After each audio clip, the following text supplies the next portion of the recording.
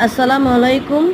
আবার আপনাদের মাঝে হাজির হলাম। আজকে হাঁসের মাংস ভুনা রান্নার রেসিপি আপনাদের সাথে শেয়ার করবো। প্রথমে পেঁয়াজ কুচি দিলাম, রান্নাতে দিলাম তেজপাতা, দারচিনি, এলাচ, লবঙ্গ,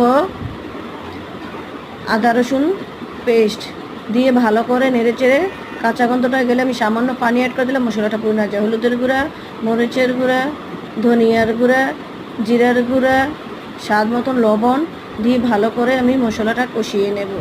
কষানোর পরে আমি হাঁসের মাংসগুলো দিয়ে দিলাম, দিয়ে আবারও ভালো করে নেড়ে চেড়ে আমি কষিয়ে নেব। দেখেন আমার কষানোটা প্রায় শেষের দিকে।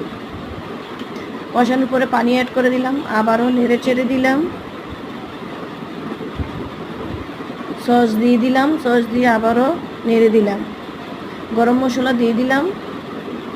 আমার মাংস রান্নাটা হয়ে গেছে। আমার মাংস রান্নাটা কেমন হয়েছে, ভালো হলে একটা লাইক সাবস্ক্রাইব করে দিবেন। আল্লাহ হাফেজ।